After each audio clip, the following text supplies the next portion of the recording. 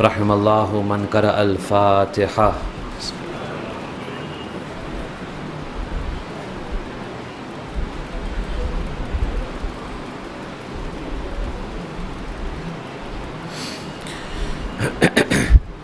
أعوذ بالله من الشيطان الرجيم.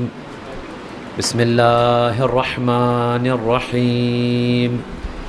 الحمد لله رب العالمين، والصلاة والسلام على أشرف الأنبياء والمرسلين، خاتم النبيين، شفيع المذنبين، رحمة للعالمين، مولانا وسيدنا أبي القاسم محمد.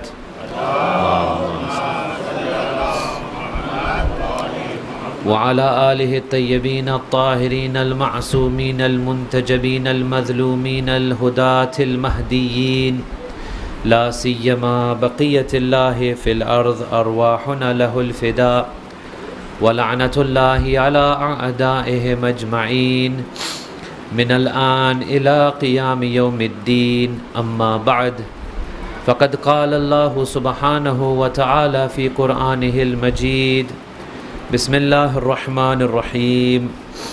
حتى إذا جاء أحدهم الموت قال رب ارجعون لعلي أعمل صالحا فيما تركت كلا إنها كلمة هو قائلها ومن ورائهم برزخ إلى يوم يبعثون. صلوات على محمد وآل محمد. Respected elders, brothers, sisters, Assalamu alaikum wa rahmatullahi wa barakatuh. I want to start this lecture with a very nice question from one of the community members who has asked something really thought-provoking, and I want to put that question to you first of all. Let's see if you can come up with an answer to this. He references first of all what we have said before, in that when you die, your experience will be based on the way you lived your life. This is what we were saying.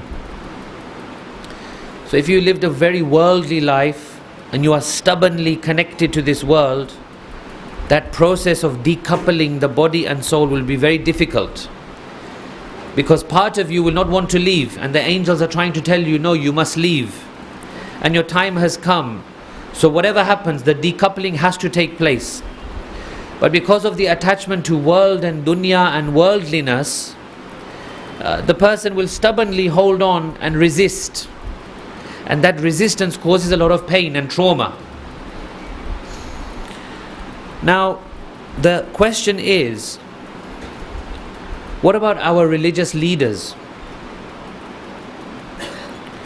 Masalan, for example, all of our imams, they were killed in very brutal fashion, especially third imam. They were either poisoned or by the sword. Many prophets died a very difficult death. Many scholars have died difficult deaths. So what about this now? How do we handle this question? Are we going to say, God forbid, that these people were attached to the world? Or how do we make sense of their death and the difficulty of death? What do you think?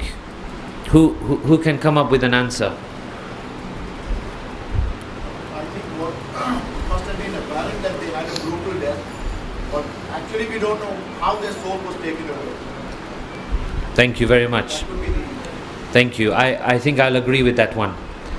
That there's two parts of a person's death. There's the apparent, what we can see, and there is a hidden, what we can't see. Yes, apparently someone may die very difficult death, and what we see is very difficult, and on the body there's a lot of pain, that's for sure.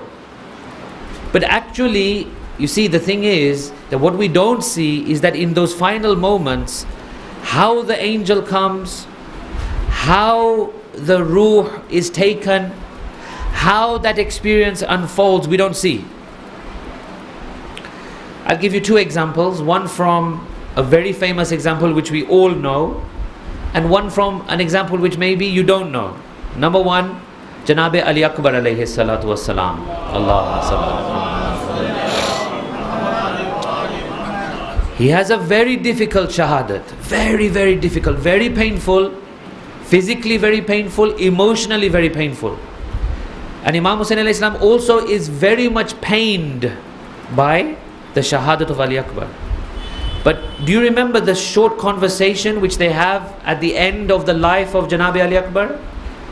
When Imam runs to the side of his son and he crouches down, they have a very brief conversation. Imam asks Janabi Ali Akbar, what are you experiencing?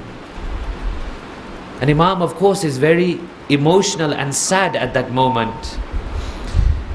And Hazrat Ali Akbar says, no, Hada Rasulullah. This is my grandfather, the Holy Prophet. He's here. And I can see your mother. And I can see others here, they're here. And they're welcoming me. And they've got a glass of Kauthar ready for me. And they're even sending you a message, oh Father, Ajjilil Qudum Ilayna. They're telling me to tell you that come quickly, we are missing you. So you see, whereas on one hand there's a physical pain and the body may be suffering, but in those last few moments, what the person himself feels, we don't know, we don't see. This is one example. The other example is the great scholar, the great martyr, one of the most genius people of our time. Unfortunately, he was killed well before his time. That is one of the fundamental revolutionaries of the Islamic Revolution of Iran, someone whom Imam Khomeini deeply loved, and we also deeply love him, Shaheed Mutahari, Shaheed Murtaza Mutahari. How did he die? Some of you must know. He was shot, he was assassinated, he didn't die a natural death, he was killed. And the shooting was very gruesome. If my memory serves me correctly, he was shot in such a way that the bullet went into the back of his head and came out near the eye. Now you can just imagine how that must have looked. Very gruesome. And his lovers and his supporters and those who were close to him, of course, they mourned him. But then what they say is that one of them, they had a dream about him later. And in the dream, he asked, what did you see when I was shot? What did you see? They said, oh, Agha, we saw that you suffered so much and the bullet went in and it came out and there was so much blood and we were so grieving over you and the way you were shot. He said, yes, that's what you saw. But guess what I saw? I saw one of the imams in front of me, I don't know which imam right now, so I won't say, but one of the imams in front of me, and as I fell, he hugged me and he held me. So we don't know. So this is the answer to that question, that physical death is one thing, but the spiritual malakuti death, what we don't see, the hidden realm, the realm of the unseen, something totally different could be happening. At the same time, not talking about these now amazing personalities, normal people, well, I'm very sorry to say that sometimes we may say, wow, he had a good death. We don't know. In the hidden world, did he have a good death? Did he qualify for the imams to come and receive him? Did he qualify for Amir al-Mu'mineen Ali alayhi salatu wassalam? Allahumma salli ala Muhammad. To come and receive him? Did he qualify for the angels of mercy to be around him or not? Maybe, we don't know. Shaitan could have come at the end. We have one very disturbing report that at the end of a person's life, very often, Shaitan waits and waits and waits until those last moments, and he comes, and some people, they will experience intense thirst when they die. And he will come in a way that they see him in the hidden realm with a lovely cold drink of water. And he will offer it to the dying person, and he will say, this is yours. One thing you need to do, renounce your belief in God. Give it up. You give up your belief in God, and this is yours. I will give this to you. I will quench your thirst, and you'll be relieved of this intense thirst. Now, a weak person of Iman may agree. He may give in, because maybe in his life he didn't like to be tested too much. Every time he had a challenge or a trial in his life, he would do wawela. He would scream and shout. He would blame everyone. He would blame God. He would blame everything. So maybe he didn't go through tests. Maybe he wasn't fit enough. Maybe Allah didn't give him enough tawfiq to put him through tests. So therefore he might be a weak person at the end of his life. He gives in. Look at the dua of Nabi Ibrahim. Very interesting. Nabi Ibrahim, one of the most outstanding personalities of human history, someone whom the Quran calls ummatan. Ibrahim, Quran doesn't say he was a great man. He says he was a nation himself. That's how amazing he was. He was like an ummah himself. Nabi Ibrahim, his one dua will make you shiver and shake. He says, Tawaffani Musliman. Make me die a Muslim. So we don't know. Today we are here, okay, Farsh Azhar. If we don't implement these things that we are learning, if we don't implement the teachings of Abba Abdullah, then God knows. Inshallah, this azhar and this love will save us. But we have to do some work for it. We have to do a little bit of hard work. We can't just expect that everything is laid out before us, we die and everything is hunky-dory. No. Things may become very difficult. We don't know. That's why the truly pious people, I said there are three groups. One is the utmost, topmost group, the special group. Believe me, they do not spend their time on this earth relaxed. They are always in a sense of fear. They're always scared. And we're going to come on to this today. So let me put it into the lecture in its appropriate place. Salawat ala Muhammad wa ali Muhammad.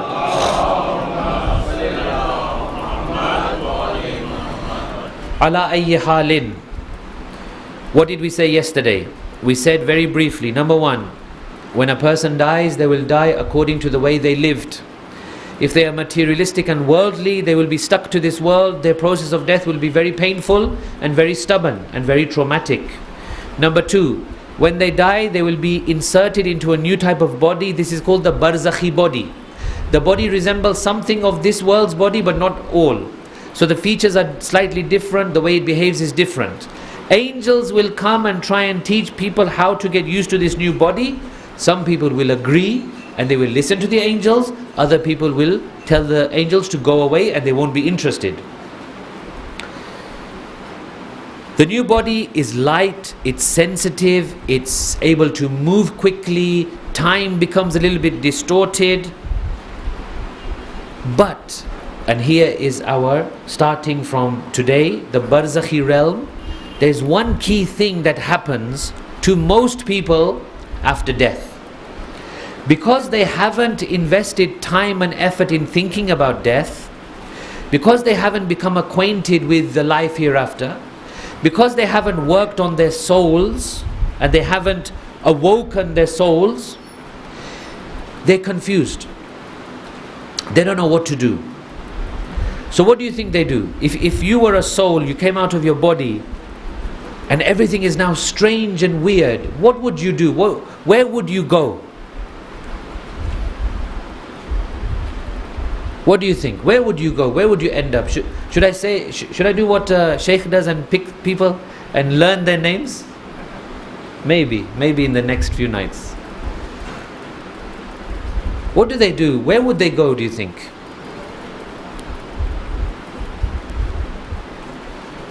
Any ideas?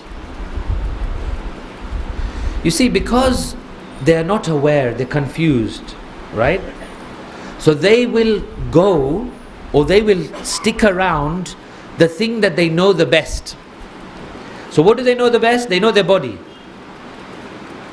The thing that they have just come out of and that they can see down there, because they are hovering or something like that over the top, they don't know any different. They don't know where to go.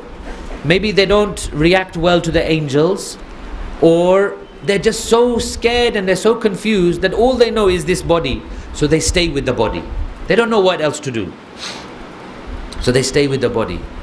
This is why we have these teachings in Islam, that when a person dies, although the body is lifeless, we don't believe there's a soul in there anymore. The soul has come out. But treat the body with respect. Don't abuse the body. Don't treat it roughly.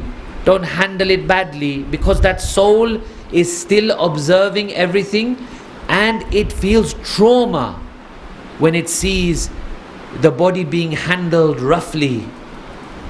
It sees the process of ghusl, the process of kafan, shrouding, the process of dafan, burial. It sees all these processes. So you must be very careful. If you are in a committee or whatever to deal with death and the dead bodies and the shrouding and all of these things, you must be very careful. And inshallah you are.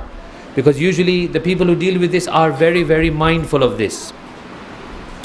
So it can see the body and it can hover around the body. This is typically what happens. Then what happens is, after all of these processes happen, the body goes for burial. This burial is going to be one of the most scary experiences for most people. Because all of a sudden now, the penny is dropping. That, oh my God, I am really dead. Until now, many people will be in denial. They'll be denying. They'll be like, no, I'm not dead. I'm not dead. This is weird. This is a dream. This is something weird going on. And when they see that now the body is taken to the qabristan, to the graveyard, that's why we do the 3 manzils, the 3 manzils that we do to get it ready, that you're going. And then before we lower it, what do? We do Isma Ifham, the talqeen of burial. And in that burial talqeen, we recite all the basics about Islam. That when the angels come and they ask you, who is your Lord? Reply, Allah. What is your book? Reply, the Quran. Who is your Prophet? Reply, Muhammad sallallahu alayhi wa alihi wa sallam. Who are your imams? And all of that. So that the body is there and the soul is ready for this burial process. So the body is lowered into the grave. The soul follows it because it doesn't know what to do. It still is not quite completely relaxed in that world. It's still full of confusion. So the soul follows the body. The soil, the dirt is put on top. Now here the soul will feel terror. It will feel weight. It will feel darkness. It will feel cold. It will feel lonely. Although, let me repeat again, it is not physical. The soul is not physical.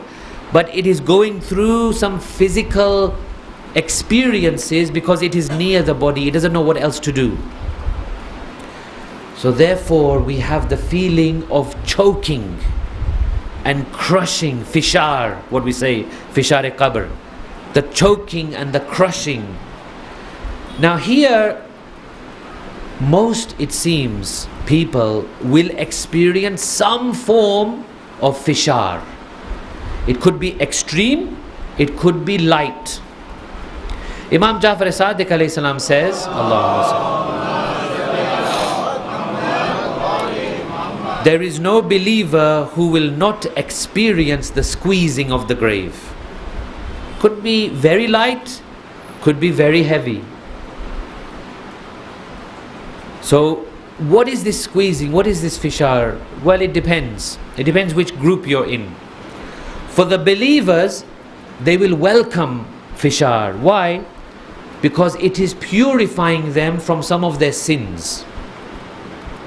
Allah is so merciful, He is so gracious. He doesn't leave us. Once we die, it's not like game over. The game is still going on, and Allah subhanahu wa ta'ala is still showering His mercy upon us. He's still giving us small chances and snippets of opportunity. Number one is the squeezing. For a believer, for a true believer, this will be a relaxation from the sins. His sins will be erased. But for the habitual sinner, one who has sinned too much, one who has gone with a polluted soul, it is nothing but excruciating pain. For him, it will be very, very difficult. Second thing, after burial, what will happen? The next terrifying experience will be what we call wahsha, wahshat, loneliness, terror, fear. That loneliness after the people have gone from the Qabristan and everyone has prayed their Fatiha and Suratul Qadr and whatnot, and they all go back and they have a Majalis or whatever it is, whatever your system is here. After all of that happens, he or she will feel very lonely. Once upon a time, I had friends, I had family, I had people around me. Now where are they? Well, sorry, they're all busy in their lives. How beautiful Amirul Mu'mineen Ali ibn Abi Talib alayhi salam has said,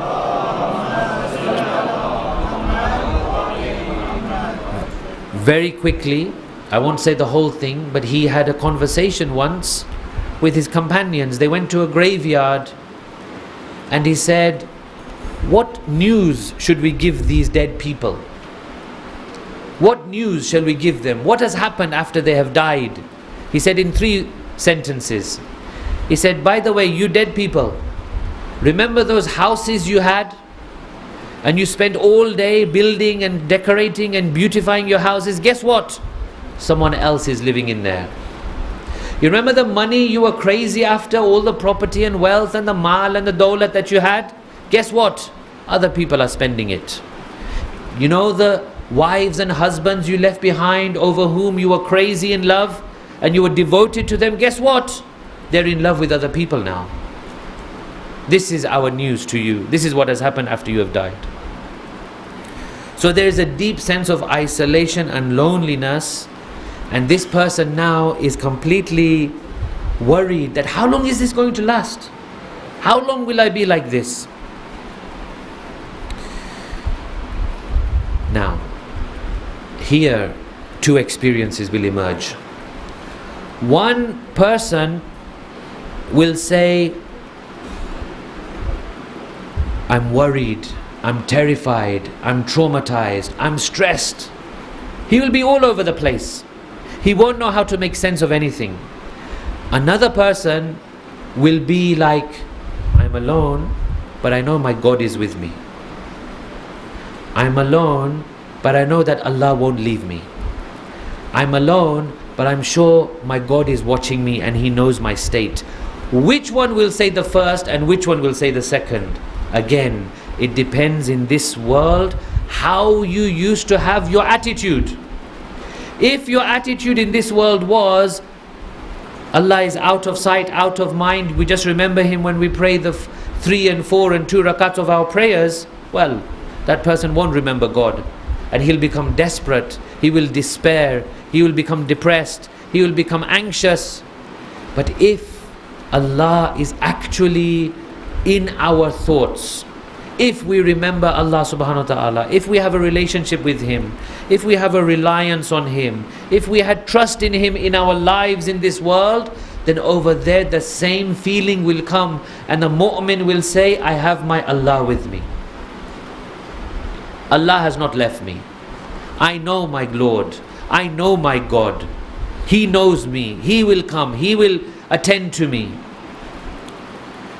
So what happens next is that before the questioning takes place, there's another incident which happens. Salawat ala Muhammad wa ala Muhammad.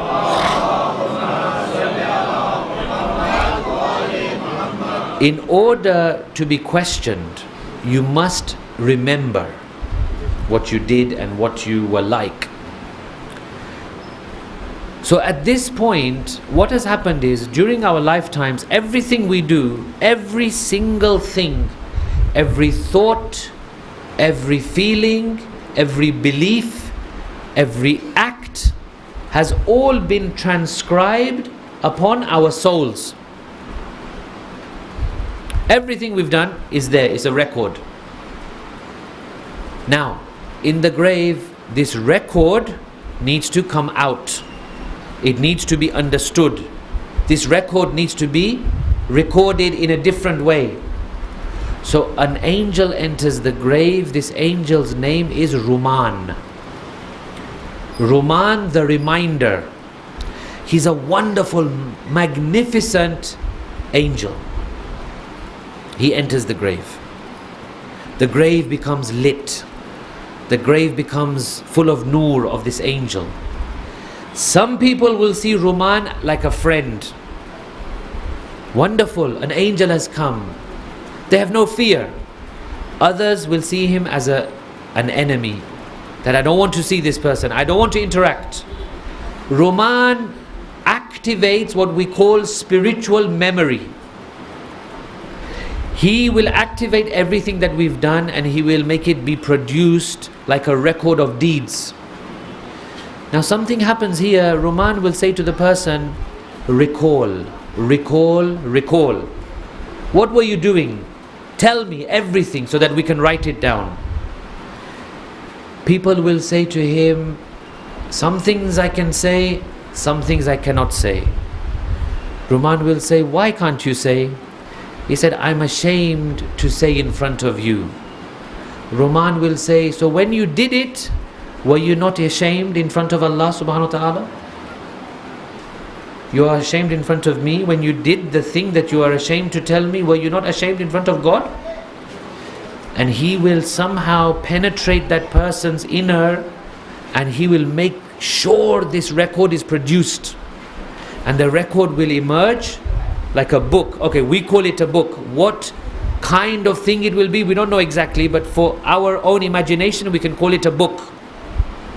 The book will be written. Everything that this person has done, said, thought, beliefs, everything is there. The book is closed. It is hung around the person's neck. That book then becomes immersed into that person's being. Why? That we'll find out tomorrow. That where does this book then emerge again? So the book is there. Now everything has been recorded. Then we have another incident which happens. One quick note on the language of the hereafter. Salawat ala Muhammad wa ali Muhammad. What language will they be speaking in the hereafter? Will it be Arabic? Will it be Hindi, Gujarati, English? What will it be? Here there's an interesting experience. If you, later on when you have time, not now because I don't want you to become diverted, but when you have time, go on your phones, go to Google, type in Swedenborg. Sweden, like the country, no space, B-O-R-G, Swedenborg. This is a person, okay, that is not Muslim, Christian. He seems to have had a lot of visions of Barzakh. And it's not surprising, by the way.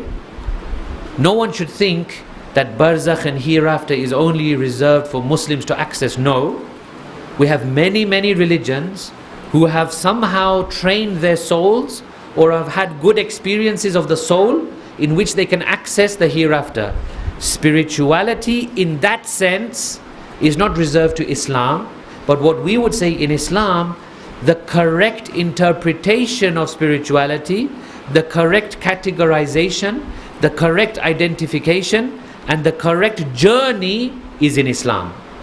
Other religions can get snippets and pieces of information, but not the full picture. Full picture is reserved for the teachings of Ali Muhammad alayhi wassalatu wassalam. So Swedenborg, he makes an interesting comment on the language of the hereafter. He says the language of the hereafter is not any human language. It is the language of concepts. what would have taken maybe hours and hours in this world to communicate, or volumes and volumes of books in this world to communicate, in just one or two words or sentences in the hereafter, this will be communicated. Because now there's no brain, there's no ears, there's no understanding of words and sentences. Now it's of a much higher level of understanding, which is the understanding of concepts and ideas. So Swedenborg says that what can be communicated in a whole library in this world can be communicated in a mere few minutes of the next world. Very interesting. Have a look. Swedenborg, his writings are very confusing. They're very tricky to decipher because the nature of his visions were tricky. Like we said, in dreams, things become very tricky. Interestingly, Swedenborg makes one observation. He says, for some reason, in this world of Barzakh, he doesn't call it Barzakh, in this next world, there were many deaf and dumb people. More than this world. In this world we have deaf and dumb, but they are few and far between, really. He says, but in the next life, I saw many deaf and dumb. Why? Why do you think we see many deaf and dumb in the next life?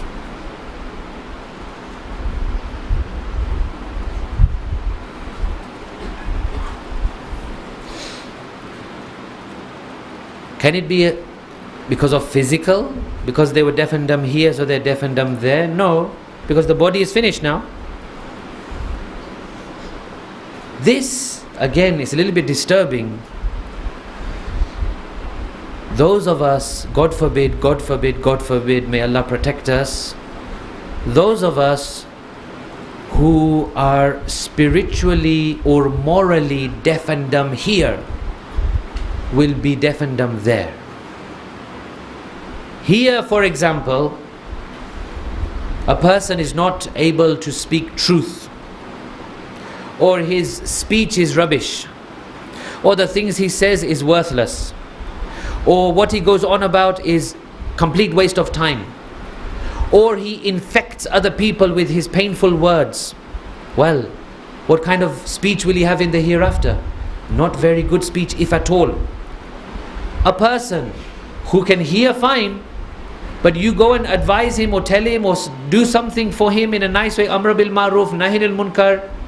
Maulana said yesterday, mu'min is ayna, mirror for another mu'min, and he tells his mu'min brother or sister, go away, I'm not interested, none of your business, get lost. Well, what do you expect him to be in the hereafter? He'll be deaf and dumb. Quran says, وَمَنْ كَانَ فِي هَذِهِ أَعْمَى فَهُوَ فِي الْآخِرَةِ أَعْمَى وَأَضَلُّ سَبِيلًا. Whoever was blind in this world will be blind in the next world. No, not just blind, even more misguided from the right path. Blind, deaf, dumb, you'll find many in the hereafter. God forbid, inshallah we are not one of them, hopefully, because we will implement some of these teachings which we have discussed. Mu'min is mirror of another mu'min, and we don't fall into that trap, inshallah. Salawat ala Muhammad wa ala Muhammad.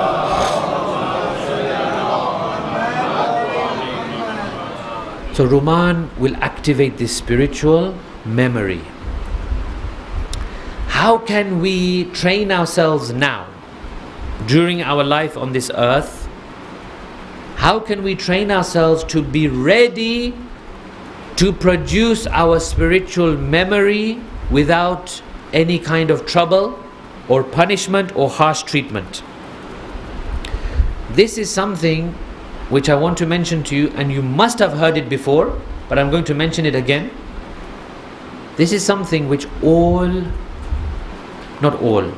major ulama, major scholars of our faith have mentioned, especially those ulama who are experts in akhlaq and irfan, spirituality and ethics. They have mentioned that without this, forget it. There's no real high level progress without this. When they came, let me just tell you a quick story. Honestly, I'm not exaggerating, but may our lives be sacrificed for Allama Muhammad Hussain Tabatabai.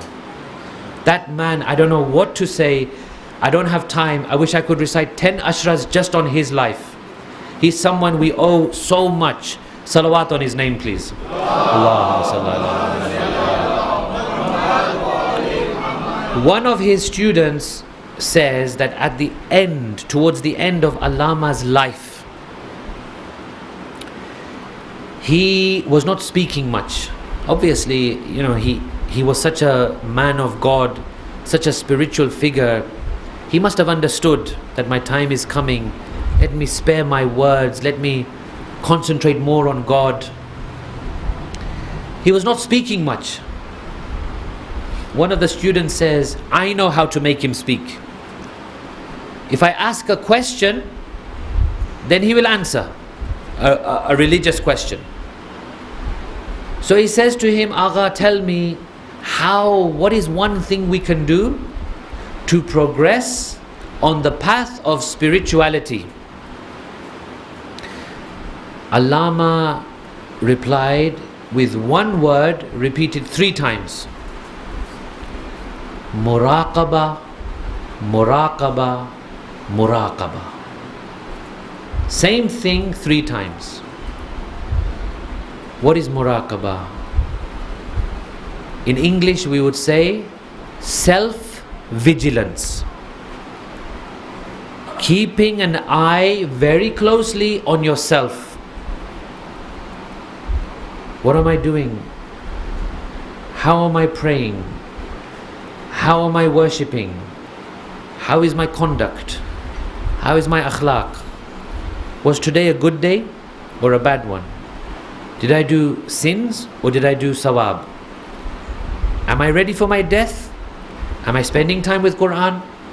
Do I know the hadith of the Masumin? Am I good with my parents? Am I good with my spouse? Am I good with my community? Do I treat people, etc., etc., etc. When do we do this? Is there a time? Is there a day of the week? Is it 1 month in a year? No. Every moment of every day. Believe me, when you first begin this, it is a big headache. It's very difficult. It's so difficult. But as you do it, you will form the habit. And then naturally, you will not be able to live without it. Then naturally, you will always be saying to yourself, what did I just do? I just prayed. Was it good? Did I concentrate? Did I pray well? The issue is, brothers and sisters, with all due respect and humility, we are so busy in what other people are doing, we don't remember what we are doing. We are so busy in what other people have faults in their lives, we ignore our own faults. We are so bothered about what neighbors are doing and what the people across us are doing and what community members are doing and what new gossip and rumors I can spread on WhatsApp, we forget ourselves. Mu'min does not do this. Mu'min has, let me tell you one thing in one sentence, salawat ala Muhammad wa ali Muhammad.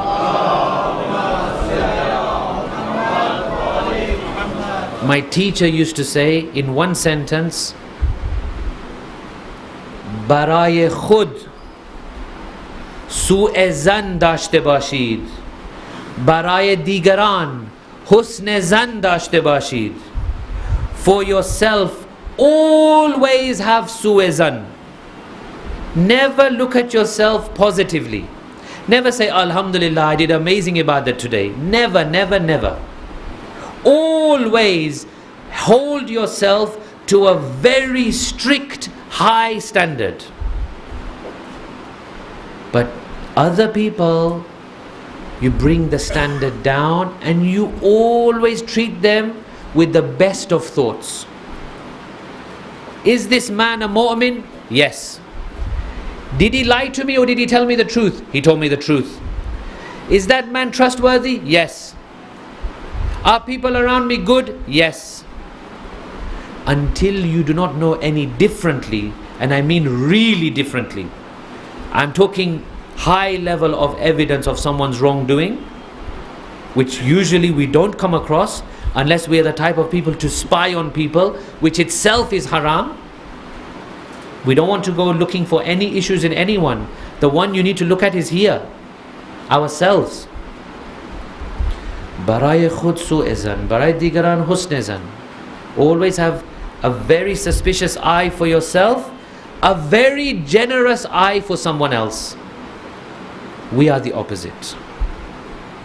Whatever I do, mashallah. Whatever anyone else does, astaghfirullah. Shouldn't be like this.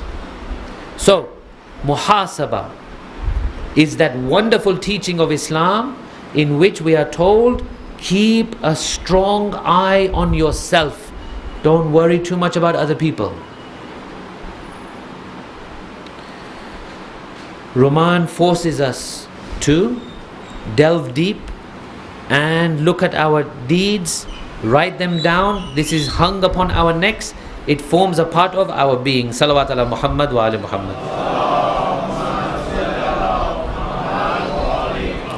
Then Roman goes.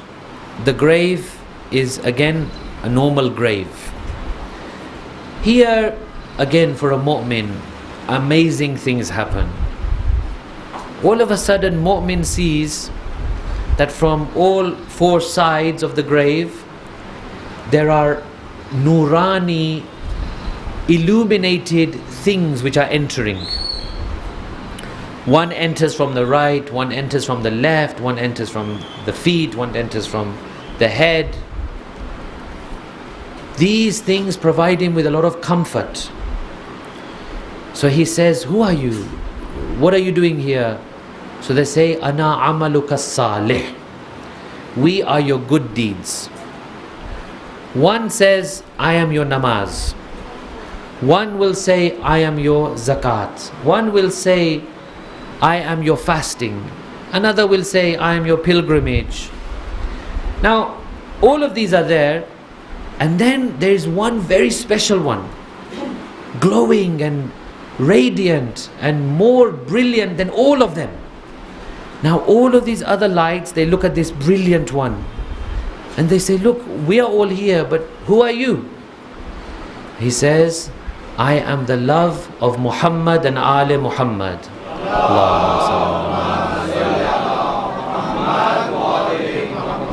Wilayat of Ahlul Bayt is going to come in handy, inshallah. Wilayat of Ahlul Bayt is not something small. We have to really appreciate our mothers and fathers and forefathers for making sure this wilayat has come to us. Very, very important. So, after all of this happens, a non-mu'min, someone in their life, they did bad, they didn't form these bonds, treated mu'mineen badly, treated people badly, didn't spend time on religion, had too many issues with religion, not able to solve their issues with religion. What will they have? Well, they will have very noxious, repulsive, toxic things in their grave, which will bother them. After some time, the questioning begins. Now, the questioning is interesting. The questioning, the main role of the questioning in the grave is only one. The main role is that you are then separated into groups.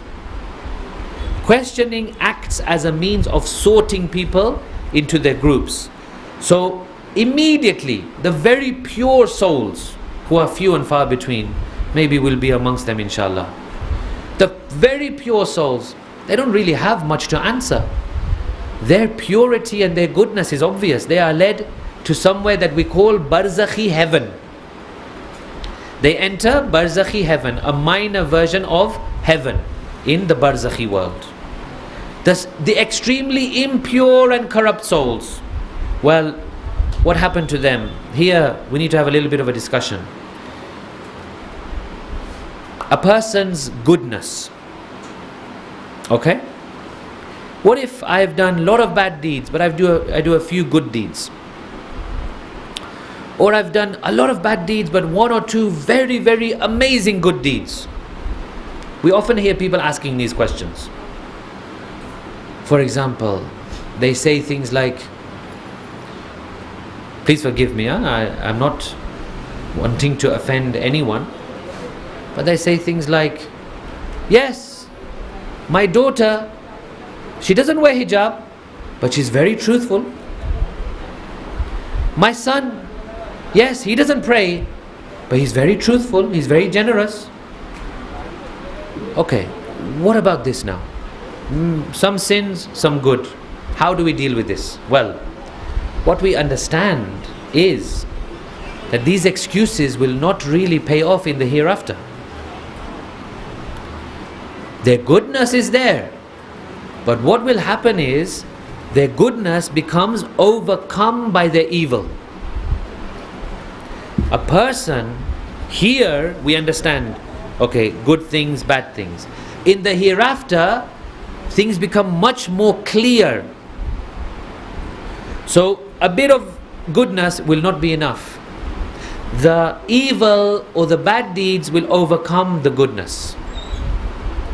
We have to be very careful. This is why we have these concepts of weighing how many good deeds, how many bad deeds, to what extent. So their goodness is unfortunately drowned, and they are generally lost in their impurity. Of course, the goodness is paying off in some respect, but it may not be enough to sort them into the good group. So the first two groups are very easy to deal with. The third group is a difficult one. The third group is probably a lot of people who have almost equal amounts of good and bad. Now to sort them is very difficult. So they need to go for extra level of questioning. For the impure, the questioning is a very terrifying experience. The angels of Munkar and Nakir enter the grave. Their voices, according to hadith, when they speak, their voices are like thunder. Their gaze is like lightning. Why? Why? How can an angel of God appear to be terrifying and gaze like lightning and voice like thunder? These are angels of God, for God's sake. These are merciful creatures. Because the person in this life, when he looked or when she looked at goodness, they saw it as rubbish. When you tell them, look, Quran says this. What Quran? What are you talking about? No, but Prophet has said this. What are you talking about? This is not true. Our ulama have corrupted all this. No, but look, this is the teaching. What are you talking about? This was then. We've misunderstood it. Today this can't be the case. Everyone's a mujtahid now, mashallah. Everyone's able to draw conclusions. It's amazing. Why do we go Khoja for 20, 25 years? Let's stay at home and we pass all these fatwas ourselves. These are not things just to take lightly. So in this world, when Islam is presented in the best way that we can present it, which is the teachings of Allah and the teachings of Ahlul Bayt, people are not interested. Yeah, okay, you sugarcoat it, you put nice sweets on it, you put some icing on it, you make it very politically correct, you remove all of the realities, and then you package it in a wonderful package, and you give it to someone, and they say, wow, now it's palatable, I can eat it. But is that Islam? Is it really Islam? We only have two criteria for Islam: Quran, Ahlul Bayt. If it's not in line with these two, we can't claim it's Islam. We have to be very careful where we are taking authority from, how we are interpreting things, in what level is our knowledge. We have to be fair to our religion. Salawat ala Muhammad wa ala Muhammad.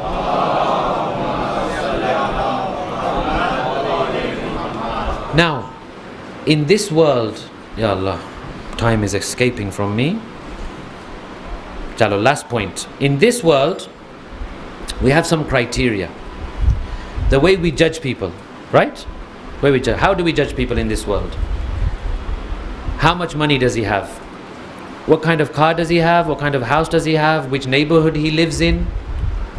which family he's from, what job he does, etc., etc., etc. This is how we typically, unfortunately, this is how we judge people here. Some people, they're so ridiculous that these things are so much in them that when they go in front of Munkar and Nakir, and Munkar and Nakir ask, tell me, what value have you got? What have you brought? I'm not surprised if they'll say, you know, I have got so much money in the bank. You know, I live in this amazing neighborhood. You know, I drive this amazing car. I won't be surprised. There, these things are not going to come in handy. Over there, all of these things will disappear. If someone tries to bring these things to Munkar and Nakir, they'll say, excuse me, what do you mean? What is this? This doesn't make sense here. This is not going to work. Tell me first, who is your Lord? Someone who didn't worship, didn't rely on Allah, didn't trust God, didn't remember God, had no time for God. Do you think in the grave, under all that trauma and stress, he is going to be able to answer? Definitely not. Because here he had no time for Allah. So there, how will you remember these things? Okay, what is your book? Well, unfortunately in my life I never read it. On Shab-e Qadr I put it on my head. This is all I know about Quran. Shab-e Qadr, because the Maulana said your sins will be forgiven, I put it on my head. Sometimes I used to make a taweez and I used to wear it around my neck. Okay, anything else? No, sorry. Never recited it really, didn't have time. Okay, fine. That person is not going to be able to respond that my book is Quran. Who was your prophet? Well, never really got to know him really, didn't have time. I heard his name a few times, I prayed salawat a few times, but I didn't really know him. Is that person under all this trauma and stress going to be able to remember the prophet? No. It's very worrying, it's very, very sensitive situation that we will be in. After these basic questions, they're going to ask a few more. Number one, what were your priorities in the world? How did you prioritize? What did you do? What were your aims and ambitions? What were your goals and objectives? Number two, how did you pass your days? Did you make use of the time we had given you? We gave you wealth, health, ability, body, resources. How did you use them? Number three, big one. May Allah give us protection from this. How did you earn your living? Was it clean? Did you con anyone? Did you lie? Was it full of issues? Number four, now that you had wealth, how did you spend? Did you remember people? Did you remember the poor? Did you take care of your family? Were your Silay Rahmi taken care of? Were your family taken care of? Were your house people taken care of? What about society? Do you had a bit extra? What did you do? Did you think to give to anyone? Lots of questions which will be asked. Inshallah, we have the answers. But again, let me stress, this will be according to the way we live in this world.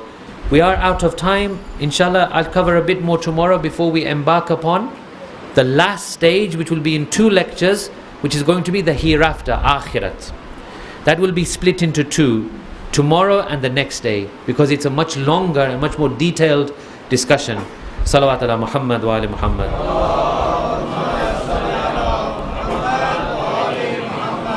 Assalamu alayka ya Aba Abdullah wa ala al-arwah allati hallat bifina'ik.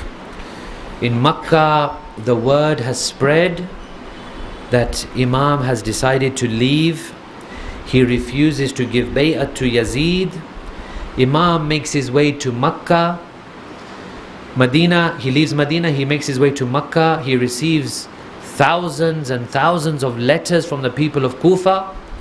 They are beseeching Imam that you must come to Kufa, we need you.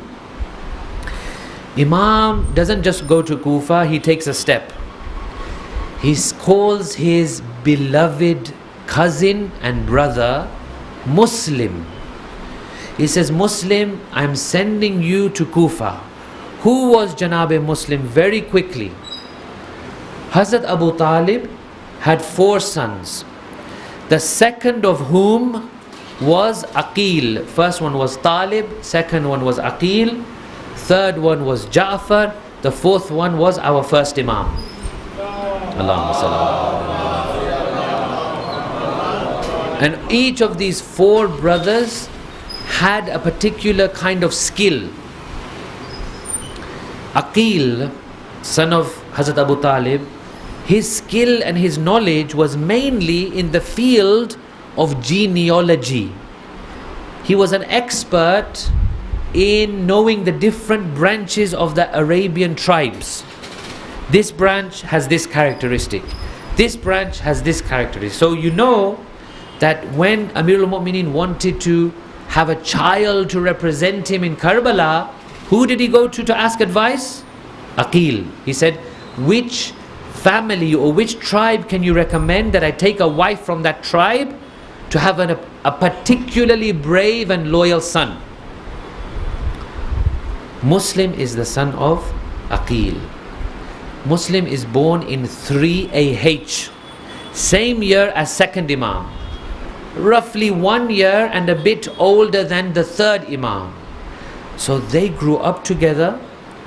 They were friends, cousins, brothers, and they were very, very close. So when Imam sends Muslim to Kufa, we call Muslim Safir of Imam Hussein. Imam Hussein did not call him Safir, minister or representative. Imam says to the people of Kufa, I am sending you Akhi wabna ammi, my brother and my cousin. Imam had immense respect for Muslim. Muslim goes to Kufa. In the beginning, Muslim has a wonderful reception in Kufa. People are flocking around him. People are giving allegiance to Imam Hussein on the hand of Hazrat Muslim. Yazid finds out that Muslim is in Kufa and Imam Hussein is also going to Kufa. Yazid plays a dirty trick. He sends his most disgusting, I don't have time right now to tell you the history of Ubaidullah ibn Ziyad, but his history is very dirty. His birth, his mother, we don't know his father, his mother, etc. Her history, it's extremely horrible and it matches his personality. He tells him, you leave your post and you go to Kufa, you sort this situation out. What does he do? He's very crafty. He comes, he's dressed as though he is Imam Hussein. The turban, the color, the type of way of entering, the way Imam would dress, he tries to copy that as much as possible, and he gets his cronies to announce Aba Abdullah has arrived. So when he enters, the thing that he did was, all the lovers of Imam Hussein became known, because they came to greet what they thought was Imam Hussein, but really it was him. So he plays all these tricks. Then he begins kidnapping people, killing people, imprisoning people, bribing people. So at one time when there were thousands with Muslim, now we come to a situation where Muslim leads the prayers. There are, some reports say, 30 people behind him. He finishes the prayers, there are 3 people behind him. As he's walking out, there is 1 person behind him. As he's at the door of the mosque, there is no one with Muslim. Either they have been killed, kidnapped, or bought. Some remained safe, like Habib. Habib we will talk about in 2 nights' time. Muslim is alone. This brother and beloved of Imam is alone. He is now wandering the streets of Kufa. He doesn't know where to go. All the doors are shutting on his face. All his supporters and friends are missing. He has nowhere to go. He is alone. He decides to sit outside a house. The daughter of that house, she says, someone is outside, let me see who it is. She goes out. She comes back and she's crying. The mother says, what has made you cry? She says, that man outside, the way he is crying and speaking, it has made me cry. The mother asked, what is he saying?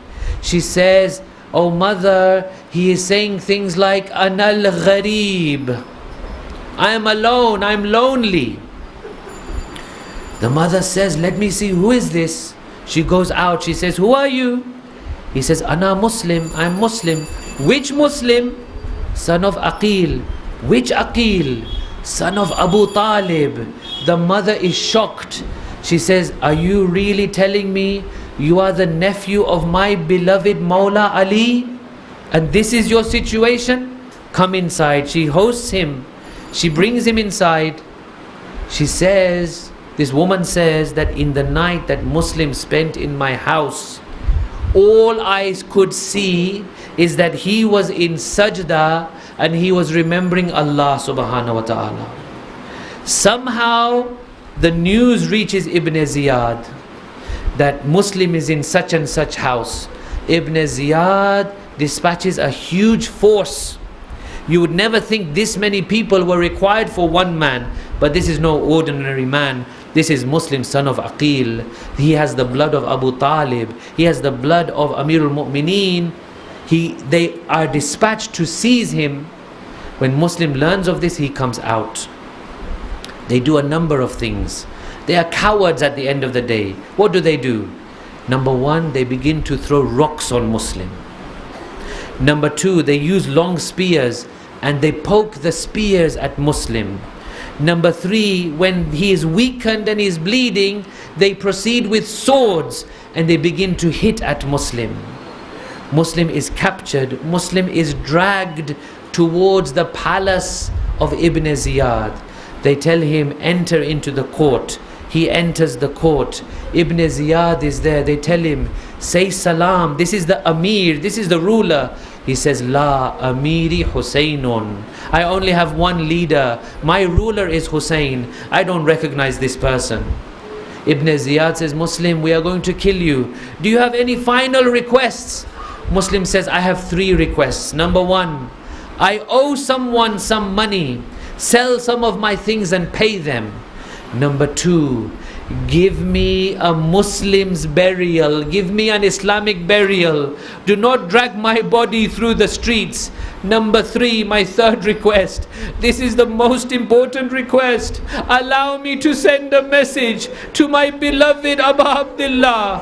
They said, "Muslim, we will allow you number 1, but number 2 and number 3 we will not allow." They took Muslim to the top of the palace. They beheaded Muslim at the top. They push his body. The body is fallen to the floor. Then they tie the body onto the backs of the horses and they drag the body through the streets of Kufa.